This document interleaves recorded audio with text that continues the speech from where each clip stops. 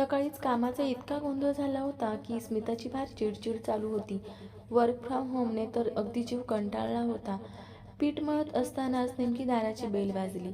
ती मनातच पुटपुटली, कोण आलं कामाच्या वेळेलाच बरं, कसं येतात. रागातच तिने दरवाजा उघडला. पाहते तर पोस्टमन होता. मॅडम सही करा इथे, म्हणत त्याने तिच्या हातात पेन दिला. स्मिताने सही करण्यासाठी पेन घेतला तर त्याच्यातली शाई संपली होती. ती रागातच पोस्टमनला म्हणाली, पेन चालत नाही, दुसरा द्या. पोस्टमनने खिशातून दुसरा पेन काढून दिला. स्मिताने अगदी 100च्या स्पीडने सही केली आणि कपाळावर आलेला घाम पुसतच धाडकन दरवाजा आपटून दिला. आज महत्त्वाची मीटिंग होती. त्यात मुलाचा, अर्णवचा वय 5 वर्ष अभ्याससुद्धा घ्यायचा होता. नेमका आजच त्याच्या शाळेतील शिक्षिका परीक्षा घेणार होत्या. स्मिताने त्याला सोडवायला काही प्रश्न दिले. बाकीची कामं पटापट करत मीटिंगमध्ये काय काय मुद्दे मांडायचे आहेत याचा विचार करत होती. आज तिचा बराच गोंधळ झाला होता. सगळं किचनचे काम आवरलं आणि तयारी करू लागली तर काय तिने दूध तापवायला ठेवलं होतं ते तिच्या लक्षातूनच निघून गेलं.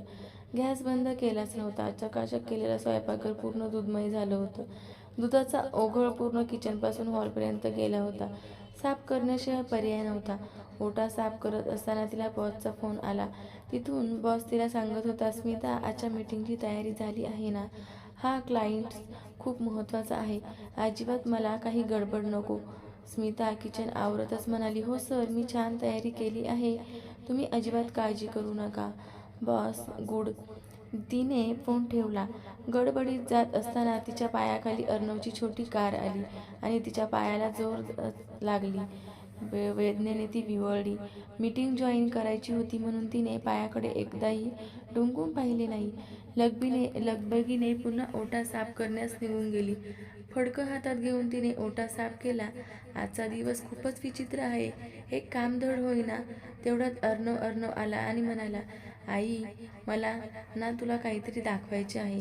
चल ना लवकर माझ्यासोबत. स्मिता वैतागच म्हणाली, अर्णव, मला माझी तयारी करायची आहे आणि तू तुझा अभ्यास केलास का? अर्णव तिचा हात पकडत म्हणाला, आई, अजून मी अभ्यास केला नाही. मी आता करणारच आहे. पण तू चल ना, मला काहीतरी दाखवायचं आहे. स्मिताचा आता तर पाराच चढला होता. अभ्यास देऊन किती वेळ झाला होता, तरीसुद्धा अजून अर्णवने अभ्यास केला नव्हता. आता मात्र सकाळपासूनचा राग तिने अर्णववर काढायला सुरुवात केली. त्याला जोरात ओरडू लागली, अर्णव, तुला कळत नाही का? केव्हापासून अभ्यास दिला होता? एकदा बोललेलं कळत नाही? किती जीव खातोस माझा? जा आणि मुकाट्याने अभ्यास कर. मी काही तुझ्यासोबत येणार नाही. मला ऑफिसची कामं आहेत. जा ताबडतोब आत आणि अभ्यास कर. माझं काम झाल्यावर मी सगळे प्रश्न विचारणार आहे. स्मिता भडकूनच बोलत होती. आईच्या रागाने चेहरा लालबुंद झालेला पाहून अर्णव घाबरलाच. रडतच तो रूमकडे निघून गेला. स्मिताला आज काहीच सुचत नव्हते. पटकन तिने तयारी केली आणि डोक्यात उसळलेला राग शांत करून मीटिंगमध्ये व्यस्त झाली. मीटिंग छान झाली तेव्हा कुठे तिने मोकळा श्वास घेतला. नंतर आपण रागाच्या भरात अर्णवला ओरडलं हे तिच्या मनाला लागलं आणि साधं त्याला आपण गप्पसुद्धा बसवलं नाही. तिच्या मनाला फार वाईट वाटलं. स्मिता अर्णवकडे गेली. स्मिताला त्याने पाहिलं आणि पुन्हा तो मान खाली करून अभ्यास करू लागला. डोळ्यातून निघालेले त्याचे अश्रू गालावर ओघळले होते. त्याचे टपोरे डोळे आईला चोरून बघत होते. स्मिता गेली आणि तिने अर्णवला मांडीवर बसवलं. आईने जवळ घेऊन म्हणून अर्णवच्या चेहऱ्यावर पटकन हसू आले. दुःखाची जागा आता सुखाच्या अश्रूंनी घेतली होती. स्मिताने अर्णवच्या गालावर गोड पापी दिली तशी अर्णवनेही आईला पापी दिली. चेहऱ्यावर निरागस हास्य आणत आईकडे एकटक बघू लागला. स्मिताला तर रडूच आले. एकल पालकत्व निभवताना तिची खूप दगदग होत होती. गेल्या वर्षी स्मिताचा नवरा अपघातात दगावला होता. राजा राणीचा सुखाचा संसार चालू असताना अचानक गालबोट लागावं असे झाले. अर्णवला कोणत्याही गोष्टीची कमी नको म्हणून स्मिताचा आटोकाट प्रयत्न चालू होता. शिक्षणाला पैसे कमी पडू नये म्हणून दिवस रात्र प्रयत्नशील होती. पण हे असे काही झालं की अपराधीपणाची भावना तिच्या हृदयाला टोचत होती. आपण किती राग करतो, चिडचिड करतो आणि कधी तर राग आला की न कळतो अर्णववर काढतो. एकच सर होता तो आपलं म्हणणारा. तो सोडून कोणीही नव्हतं तिच्या आयुष्यात. तोच सर्वस्व होता, तो जगण्याची उमेद होता. स्मिता कधीतरी एकटीच रडून घ्यायची, मग मन मोकळं करत होती. होणारी फरफड सांगावी तरी कोणाला? लव्ह मॅरेज केले म्हणून माहेरचं दार कायमचं बंद झालं होतं. तिच्या बाबांनी आमच्यासाठी तू कायमची मेलीस असे म्हणून दार नेहमीसाठी बंद केले होते. त्यानंतर माहेरच्या दिशेला स्मिताची पावलं कधी गेलीच नाही. जेव्हा तिचा नवरा वारला तेव्हा तिला वाटलं होतं की माहेरची ऊब मिळेल, पण नाही, तसे झाले नाही. नंतर तिने अपेक्षांच्या ओझ्याखाली स्वतःची होणारी घुसमट थांबवली होती. सर्वांकडूनच अपेक्षा नेहमीसाठी सोडल्या होत्या. काही होऊ दे, मीच माझी रक्षक, माझ्या मुलाची मीच ढाल, म्हणून तिने मनाशी पक्क केलं होतं. चांगली नोकरी शोधली, मेहनतीची कास धरली. मनाचा एक हळवा कोपरा नवऱ्यासाठी जिवंत होता. तिच्या आयुष्यात त्याने प्रेमाचे रंग भरले होते. जीवापाड प्रेम केलं होतं त्याने. तो अनाथ होता, त्याच्यासाठी प्रेम खूप मौल्यवान होतं. सरळ मार्गी निर्व्यसनी होता.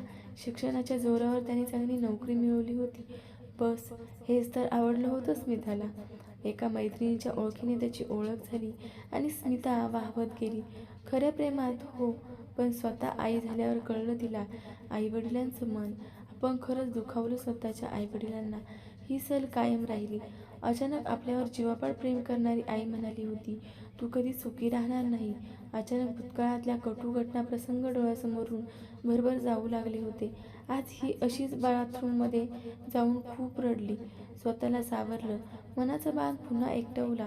पुन्हा कामाला लागली. थोड्या वेळाने अर्णव आला. हातात पाठी काहीतरी लपवले होते. स्मिताने पाठी काय लपवले आहेस विचारले, तर त्याने हातातली ग्रीटिंग कार्ड तिच्या हातात दिले. ते ग्रीटिंग कार्ड त्याने स्वतः बनवले होते. त्यावर तोडगा मोडक्या भाषेत धन्यवाद लिहिले होते. तू जगातली बेस्ट आई आहेस असे लिहिले होते. आईला गुलाबाचे फूल आवडते म्हणून सुंदर असे चित्र काढले होते. स्मिता ग्रीटिंग कार्ड हातात घेत म्हणाली, हे काय आहे अर्णव? अर्णव, आई, हे कार्ड मी तुझ्यासाठी बनवले आहे. तू दिवसभर किती काम करते, माझ्यासाठी छान छान जेवण बनवते. बाबा आपल्याला सोडून गेला तेव्हापासून बाबासुद्धा तूच झालीस माझ्यासाठी. तू खूप खूप मेहनत करते आई, त्याच्यासाठी तुला माझ्याकडून थँक्यू कार्ड. स्मिताचा पुन्हा बांध सुटला. तिने अर्णवला उराशी कवटाळलं. स्मिताच्या डोळ्यातून येणारे अश्रू अर्णवने इवल्याशा हाताने पटकन पुसले आणि म्हणाला, आई, मला तू अशी रडताना आवडत नाही. तू रडत नको जाऊस. तू हसताना नेहमी गोड दिसते. आठवतं ना तुला, बाबासुद्धा हेच म्हणायचा, तुला माझ्यासाठी आणि बाबांसाठी नेहमी हसायचं आहे. नेहमी हसत राहशील ना आई. आई, मला माफ कर. मी यापुढे सगळा अभ्यास करणार. तुला कसलाही त्रास देणार नाही. God promise. खरंच आई, असं म्हणत त्याने गळ्याला हात लावला. स्मिताने अर्णवचे दोन्ही हात घट्ट पकडले, त्याला पापी दिली आणि गोड हास्य दिले. आईचा हसरा चेहरा पाहून अर्णव खुश झाला. अर्णवने जणू स्मिताच्या जखमेवर हळूवार फुंकर घातली होती. एकटं पालकत्व निभवणारी स्मिता कोसळून जाणाऱ्या बदली नक्कीच नव्हती. आणि 5 वर्षाच्या अर्णवलाही आईची काळजी होतीच की. त्यालाही दिसत होतं आई किती राबते आहे. त्यालाही आईच्या कष्टांची जाणीव होतीच. जोडीदारांपैकी एक जरी व्यक्ती गमावला किंवा काही कारणास्तव नेहमीसाठी सोडून गेला तर आयुष्य बदलते. आणि जेव्हा पालक म्हणून आईबाबा दोघांची जबाबदारी एकट्याच्या खांद्यावर येते तेव्हा कणखर व्हावंच लागतं. तशीच ह्या कथेतील स्मिता आणि तिला समजून घेणारं तिचं छोटंसं पिल्लू अर्णव. परिस्थितीपुढे हात टेकून चालत नाही, तर परिस्थितीला आपल्यापुढे हात टेकवायला लावणारी जिद्द कठीण प्रसंगालाही नतमस्तक करायला लावते. अशीच आजची कहाणी होती. ह्या जिद्दी स्मिताची अशा असंख्य स्मिता आहेत. समाजाच्या दुःखाचा डोंगर कोसळला तरी त्या खाच खळग्यातून चांगली वेगळी कर्तृत्वाची वाट काढतात.